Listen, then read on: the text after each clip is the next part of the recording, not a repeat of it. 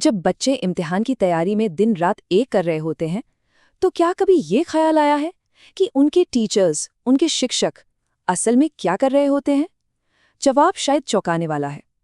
चलिए, मध्य प्रदेश की कुछ हालिया रिपोर्ट्स के आधार पर इंडियन स्कूलों पर पड़ रहे एक ऐसे ही छिपे हुए बोझ को समझने की कोशिश करते हैं। तो चलिए सीधे उस सवाल पर आते हैं जो इस पूरे मामले की जड़ में है। परीक्षा के उस बेहद तनाव भरे माहौल में जब हर स्टूडेंट का भविष्य दांव पर लगा होता है, तब शिक्षक आखिर किस काम में उलझे हुए थे? इस पूरी उलझन को समझने के लिए सबसे पहले उस माहौल को समझना होगा जो किसी भी स्टूडेंट के लिए सबसे ज्यादा जरूरी होता है, उनकी छमाही परीक्षाएं यानी मिड टर्म एग्जाम्स।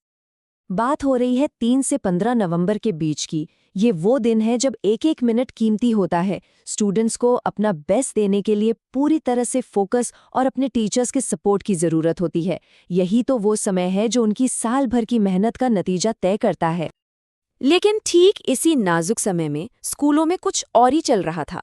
आइए देखते हैं कि कैसे एक के बाद एक आए सरकारी आदेशों ने इस पूरे एकेडमिक माहौल पर असर डाला। जरा सोचिए, एग्जाम्स शुरू होते ही सिर्फ पहले 2 दिनों के अंदर स्कूलों को 1-2 नहीं बल्कि पूरे 6 सरकारी पत्र भेजे गए।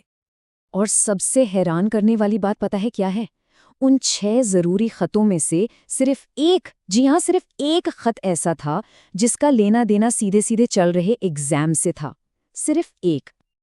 अब जरा बाकी के 5 आदेशों पर नजर डालिए। वीर गाथा प्रोजेक्ट, वीबीबी बिल्टथॉन, वंदे मातरम की 150वीं वर्षगांठ, एआई ट्रेनिंग के लिए डेटा, ये सारे काम जिनका पढ़ाई लिखाई से सीधा कोई लेना देना नहीं था, वो टीचर्स और स्कूल के कीमती समय को उनकी असली प्राथमिकता से कहीं दूर खींच रहे थे। और देखिए, समस्या सिर्फ इन कामों की गिनती नहीं थी। असली चुनौती तो थी इनकी डेडलाइन, जो न सिर्फ बहुत सख्त थीं बल्कि ठीक परीक्षाओं के बीच में आकर खड़ी हो गईं। यहाँ ये टकराव बिल्कुल साफ दिखता है।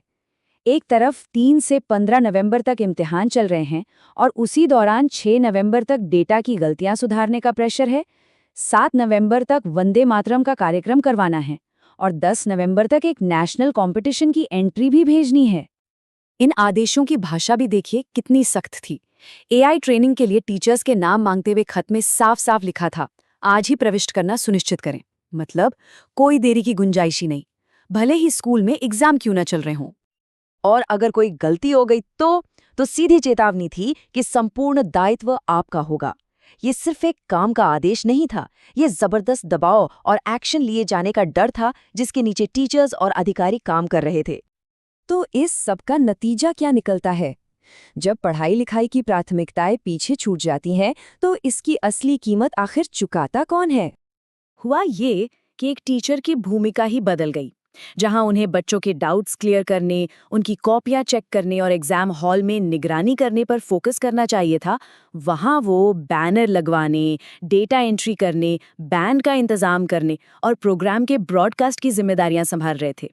एक टीचर से सीधे इवेंट मैनेजर। और इसके परिणाम बहुत गहरे होते हैं।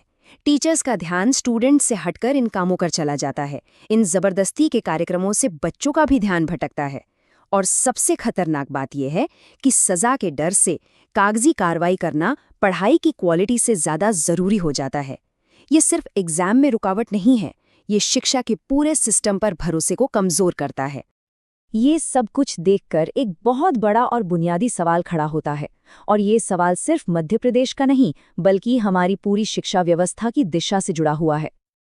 तो आखिरी और सबसे बड़ा सवाल यही है कि हम अपने स्कूलों को असल में किस रूप में देखना चाहते हैं?